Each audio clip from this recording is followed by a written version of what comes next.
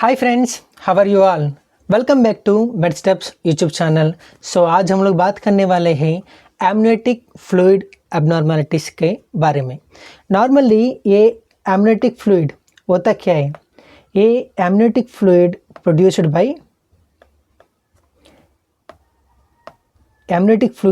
Bye foetus. बनता किससे? Foetus जो है वो एमनियोटिक फ्लूइड को बनाता है। ठीक है, इसका मेन इंपॉर्टेंस क्या है?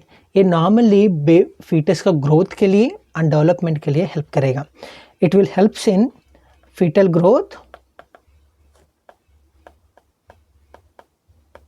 And development. ओके, नॉर्मली ये एमनियोटिक फ्लूइड का इंपॉर्टेंस क्या है? अगर ये फीटस का सराउंडिंग एक शील्ड के जैसे सपोर्ट करेगा और प्रोटेक्ट करेगा। सो इट प्रोटेक्ट्स द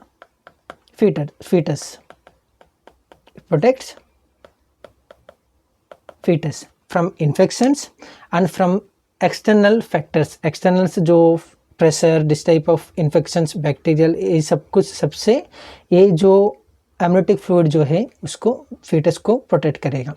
ठीक है, नॉर्मली ये एमनियोटिक फ्लूइड ये एब्डोमिनल जो है इसके अंदर जो है वो डिवाइड हुआ 2 पार्ट्स के अंदर। ये एमनियोटिक फ्लूइड का एब्डोमिनल जानने से पहले हम ये एमनियोटिक फ्लूइड को अच्छे से क्यों जानना है? देखो, अगर बेबी का डेवलपमेंट के अंदर कुछ प्रॉब्लम है, अगर बेबी को फीटस के अंदर कुछ जेनेटिकल प्रॉब्लम्स है, अगर मैटरनल एंड पैटर्नल से कुछ प्रॉब्लम्स है, अगर फीटस को कुछ डेवलपमेंट अबनॉर्मलिटीज कंडीशंस है, तो एमनियोटिक फ्लूइड के अंदर ही हमको पता चलेगा।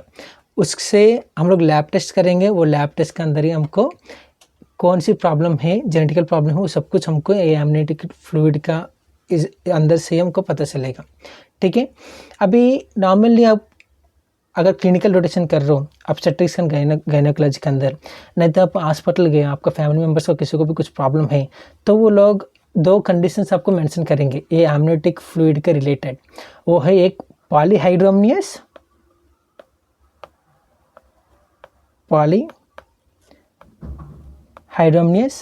and another one ओलिगोहाइड्रोमनियस। ये पॉलीहाइड्रोमनियस मीन्स पॉली मतलब ज़्यादा, एमनियोटिक फ्लूइड ज़्यादा हो रहा है। क्यों हो रहा है? देखो, क्यों होता है कि नॉर्मली फीटस होता है inability to swallow the amniotic fluid. अगर फीटस जो है ये एमनियोटिक फ्लूइड को स्वालो नहीं कर सक रहे हैं, तभी एमनियोटिक फ्लूइड जो होता है बढ़ते चले जाएगा। जब बढ़ते चले जा रहे हैं वो कंडीशन का हम बोलेंगे पॉलीहाइड्रोमनियस। क्यों? फीटल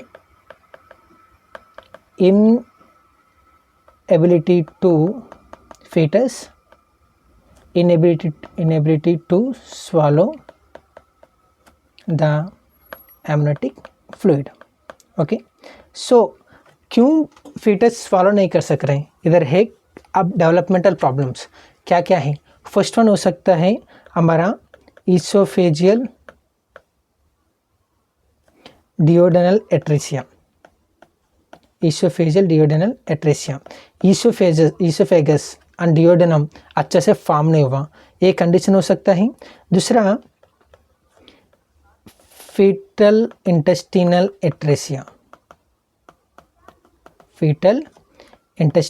एट्रेसिया मतलब इंटेस्टाइन्स अच्छे से फॉर्म नहीं हुआ। नेक्स्ट गेस्टेशनल डायबिटीज़, अगर मम्मी को डायबिटीज़ है वो भी कंडीशन इसके अंदर हो सकता है, उसके वजह से भी पॉलीहाइड्रोमनियस होने के चांस है। फोर्थ कंडीशन है एनेन्सेफेली।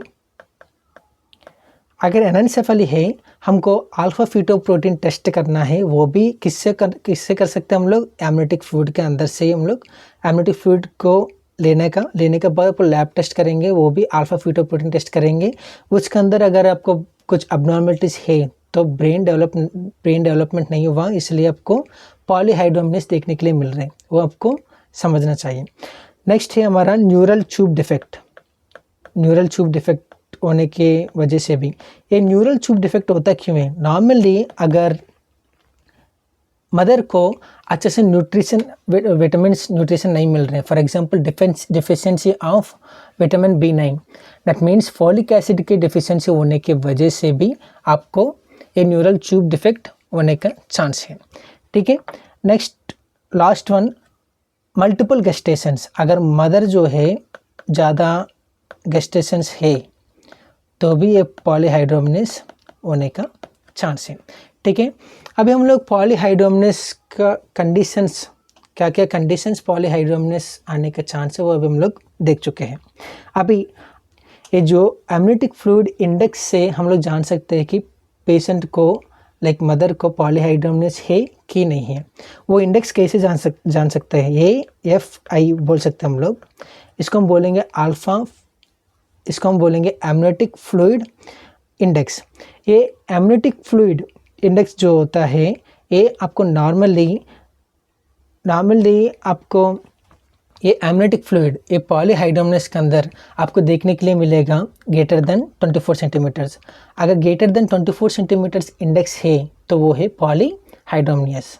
ठीक है, अगर एमनियोटिक फ्लूइड वॉल्यूम अगर देखेंगे तो ये आपको 1.5 से 2 लीटर्स तक आपको देखने के लिए मिलेगा।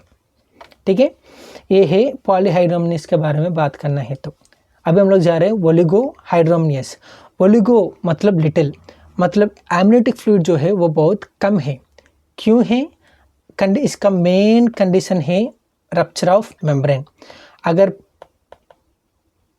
मेम्ब्रेन जो है रप्चर हो गया, for example preterm rupture of membrane बोल सकते हो, प्रीमेच्योर रप्चर मेम्ब्रेन बोल सकते हो।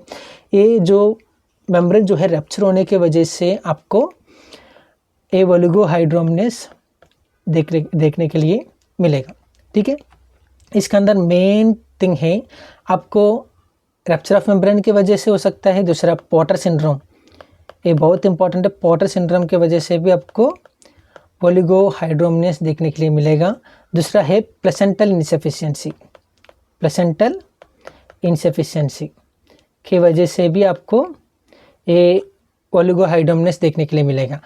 मेन थिंग देखो, अगर बेबी के अंदर आपको agencies of posterior urethral valve, ठीक है, agencies of posterior urethral valve, अगर यूरिथ्रल वाल्व अच्छे से फॉर्म नहीं हुआ तो फीटस जो होता है वो एक्सक्रीट नहीं कर सकता है। ठीक है, जब एक्सक्रीट नहीं कर रहे हैं तो एमनियोटिक फ्लूइड नहीं बढ़ सकता है। ठीक है, इसलिए एमनियोटिक फ्लूइड जो है कम हो गया। अगर मेन थिंग है एक्सक्रीशन प्रॉब्लम आ रहा है, यूरिन एक्सक्रीशन प्रॉब्लम आ रहा है, इसके वजह से ही एक्सक्रीट नहीं कर सक रहे फीटस जो है, इसलिए आपको ओलिगोहाइड्रोमनियस होने का चांस है। ये 4 फैक्टर जो, ये 4 कंडीशंस जो है वो आपको ओलिगोहाइड्रोमनियस काज कर सकते हैं। अभी एमनियोटिक फ्लूइड इंडेक्स कितना होगा ओलिगोहाइड्रोमनियस के अंदर, आपको मिलेगा लेस देन 5 सेंटीमीटर्स होता है।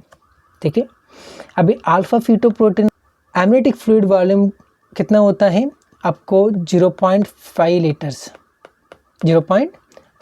होता है। ठीक है, अगर 0.5 लीटर्स है तो उसको हम बोलेंगे ओलिगोहाइड्रोमनियस। सो समरी, नॉर्मली हम लोग बात कर चुके हैं आज एमनियोटिक फ्लूइड एब्नॉर्मलिटी के बारे में। ये एमनियोटिक फ्लूइड बनता किससे? Foetus produced amniotic fluid. Okay, next thing जो है it will help in foetal growth and development. Main function क्या है इसका? प्रोटेक्ट करना। ठीक है, अभी ये amniotic fluid abnormalities divide over 2 parts के अंदर, एक होता है पॉलीहाइड्रोमनियस, दूसरा होता है ओलिगोहाइड्रोमनियस। ये पॉलीहाइड्रोमनियस के अंदर आपको देखने के लिए मिलेगा टू मच एमनियोटिक फ्लूइड। अगर ज़्यादा एमनियोटिक फ्लूइड है, क्यों है? क्योंकि बेबी उसको एमनियोटिक फ्लूइड को स्वालो नहीं कर सक रहे। क्यों स्वालो नहीं कर सक रहे? थोड़ा कंडीशंस की वजह से। वो क्या क्या है? एक fetal intestinal atresia, oesophageal duodenal atresia, gestational diabetes, anencephaly and neural tube defects and multiple gestation. ये 6 कंडीशंस आपको पॉलीहाइड्रोमनियस काज कर सकते हैं। नेक्स्ट है एमनियोटिक फ्लूइड इंडेक्स कितना होगा? आपको ग्रेटर देन 24 सेंटीमीटर्स होंगे। एमनियोटिक फ्लूइड का वॉल्यूम कितना होता है, 1.5 से 2 लीटर्स तक होता है। नेक्स्ट है ओलिगोहाइड्रोमनियस। ओलिगोहाइड्रोमनियस मतलब एमनियोटिक फ्लूइड है बहुत कम है, little amniotic fluid is known as oligohydramnios. इसका मेन कंडीशन क्या है, मोस्टली रप्चर ऑफ मेम्ब्रेन। अगर मेम्ब्रेन रप्चर हो गया, एमनियोटिक फ्लूइड लाइक लॉस हो रहा है, ड्रेन हो रहा है, तो उसको हम बोलेंगे ओलिगोहाइड्रोमनियस। इसके अंदर आपको देखने के लिए मिलेगा Potter syndrome, placental insufficiency, agencies of posterior urethral valve, foetus can't excrete urine. Okay, next है एमनियोटिक फ्लूइड का इंडेक्स कितना होगा ओलिगोहाइड्रोमनियस के अंदर, आपको लेस देन 5 सेंटीमीटर्स मिलेगा। एमनियोटिक फ्लूइड का वॉल्यूम कितना होता है, 0.5 लीटर्स। सो इतना ही। अगर आप अभी तक मेरा चैनल को सब्सक्राइब नहीं किया तो लाइक, शेयर एंड सब्सक्राइब। मिलते हैं हमारा नेक्स्ट वीडियो में। सो बाय बाय।